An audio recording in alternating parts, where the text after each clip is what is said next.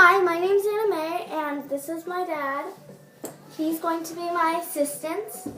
And a fun fact about truffles is what we're making. That truffles were named after these small mushrooms that looked like them and that lived under a tree in France. So that's a fun fact for you.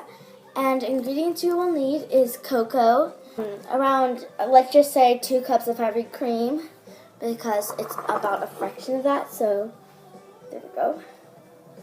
And you need parchment baking sheets. You'll need semi-sweet chocolate chips. And these are truffle cups. They're basically like cupcake kind of holders. And we need sugar. What's the word again? How do you call it? Granulated. Granulated sugar, so. And let's get started. Oops, I forgot what the equipment you'll need. A small saucepan, hand whisker, medium bowl, small bowl, tablespoon, truffle wrapper, and you can do some decorations. We'll show you. And just for you to know, you have a choice to add sprinkles, coconut, shredded coconut, or your choice of nuts, but we're not doing any of that. These are the other two. We're going to do this one, but you can also do the sprinkled one. So let's get started. Step 1 to the baking process we have here says to make the ganache, or whatever the word is, for your chocolate truffles. Put chocolate chips and cream into a saucepan. I believe this is a small saucepan. And watch it simmer on the stove at a medium heat. We are doing double the recipe, so if you want to just make half of it, try to do the math and find what half of it is. So you're putting in 6/4, in other hand around like 2 cups, and dump it into the saucepan. Ta-da. There you go. And how much chocolate chips do we need? We need 1 cup and a half cup, and we're doubling the recipe as I was saying, so it's 3 cups. I don't want to overfill it. There.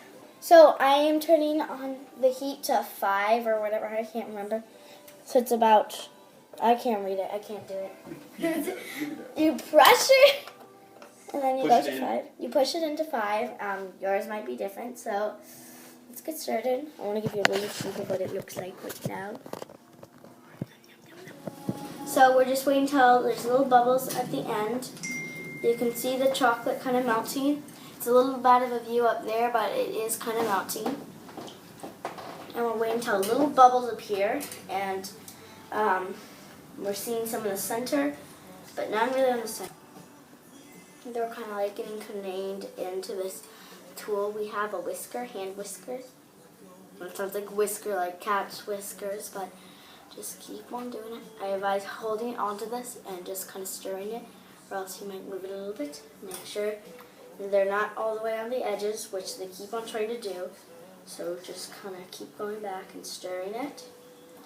Well, now, after a little bit, you can kind of see it mostly looks like the chocolate now. It's not as how it just kind of looked like minty chocolate milk and nothing. So now it's pretty good, and it's nice and smooth. Now we're just waiting for the bubbles to come up on the side.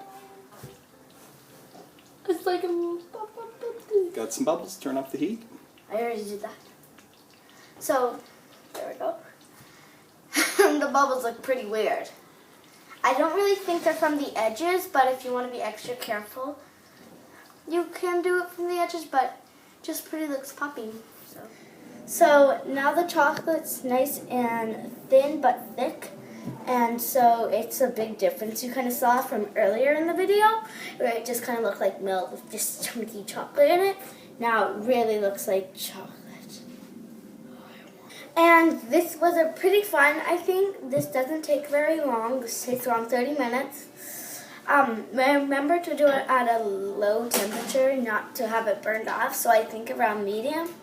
And so nobody wants to burn it. And I think this was super fun, and it tastes pretty good. So now it's time to pour it into the bowl. Dad, this does not work at all to pour it in, so do you have another thing we have? No. Oh, Just okay. do it like this. It's nice and droopy. Oh, just like a fountain. I just want to grab it like Willy Wonka. So we're going to refrigerate it, and we're going to wait a little bit, but first remember to cool it off. So the series I'm reading, it's called Christmas and Treats, Sweets and Treats. There have some other books, like this Hanukkah I am doing, since I am trying to celebrate both of the holidays. They also have Easter, Halloween, Thanksgiving, Valentine's Day, and I think this rocks that there's so many series of it. And so thank you. So after like 4 hours, and we actually let it stay for the night, and this morning it came out. It's nice and thick, and what our plan is we're going to grab it, make it into a little bowl, roll it into the materials that are in here, like sugar to give it the top, then place it on here. So it tells us to mix the grated sugar, or whatever it's called, with the cocoa powder, how much powder is there, and so 1/4 cup. I think that is, and then you dump it into your bowl.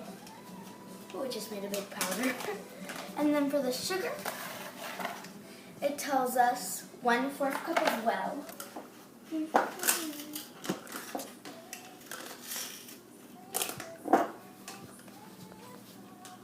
There we go, it's cocoa powder.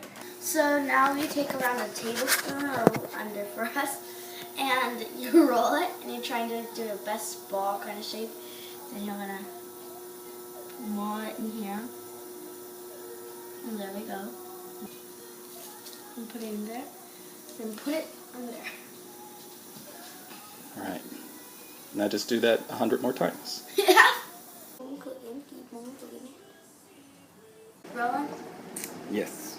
So we just finished making them. It makes around like 75. If you double the batch, you do not need to double the powdering toppings if you want to double it. And it made a lot. We made 2 pans, and I want to thank my dad because he helped me and he's been filming it. And thank you for watching my video.